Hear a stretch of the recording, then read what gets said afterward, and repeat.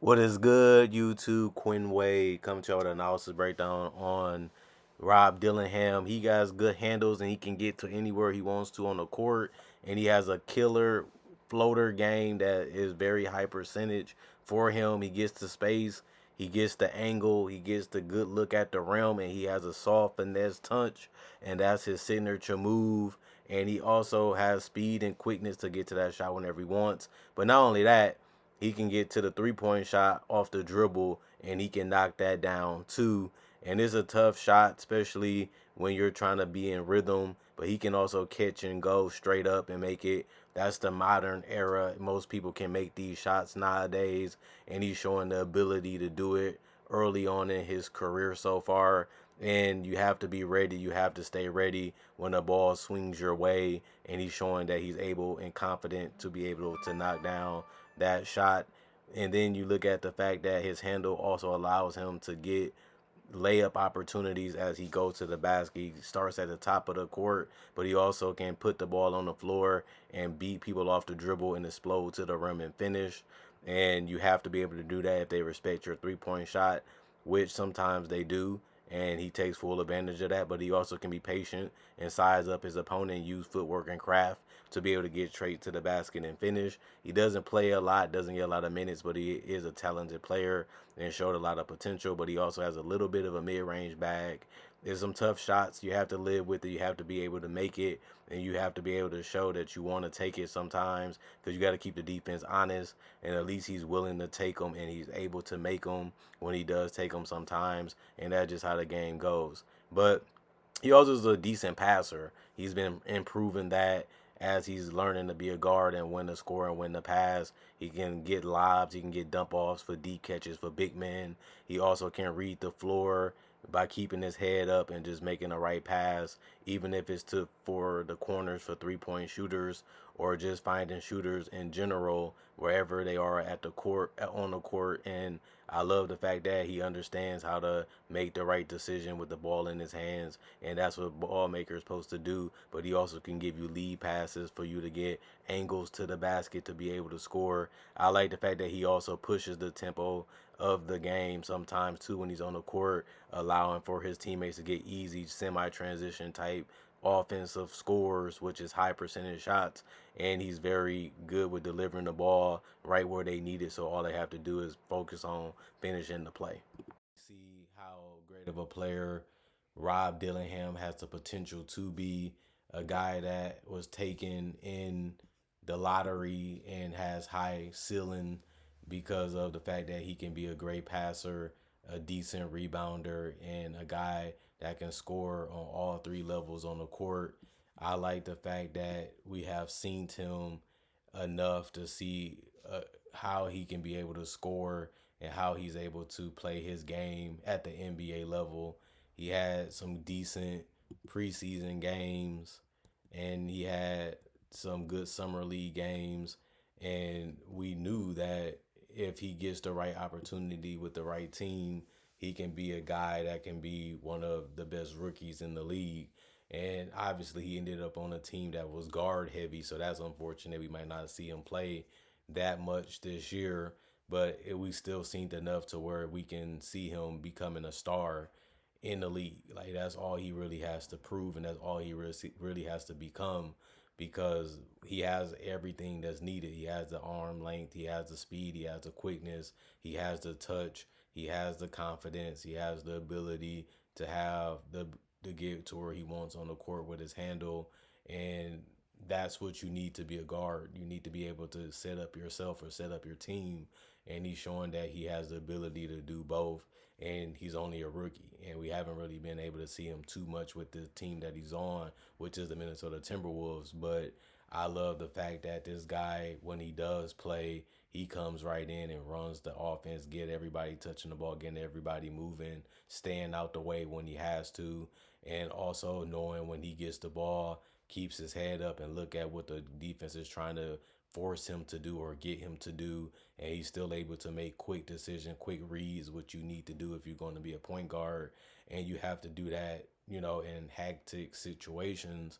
And I feel like he has shown that he's able to do it because he went against the Lakers and he was able to just keep his head up and make a mid range, make a three, get to the paint, get to the free throw line, get out in transition, help your teammates get out in transition, get easy opportunities. It's not one thing that he can't do even if he doesn't get the minutes. He knows that he got to have that next man up mentality because most players do start off the bench because they usually don't help the team win as much or contribute too much to winning because all the mistakes that young players have to make as they're trying to learn the game and grow their game and expand their game, it comes with growing pains. And I feel like I'd rather see him play through it, but the team he plays for is obviously trying to make the playoffs, so they're not really trying to throw away any games or give away any games, which makes sense because the coaches don't want to get fired too, because that's their job is to coach the team to help them win. And I know that he's young, but they have so many players that's better, or they know for sure what they're getting out of. That's why he's buried on the bench. But I think he will get an opportunity eventually to show what he can do and show what he's made of in the future. And I think that he will eventually become one of the best players out of this draft. And I think it's just because his well-rounded game, his well-rounded body, his well-rounded understanding of how the game should be played as a guard and as a point guard too. And just watching the bench and having conversations about where guys should be and building that familiarity with them in practice and learning how to get their tendencies or what make them tick or what spots they like to be in just makes it easier for when you come into the game, and just finding ways to play with them and around them is something that he already shown so far that he can do. So it's not too much time that we're going to be missing out on him.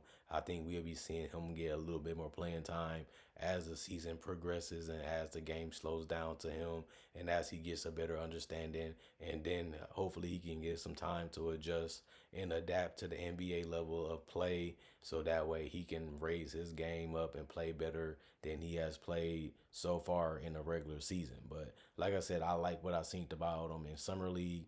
I like what I seen about him in preseason. He really showing you that he has go-to moves.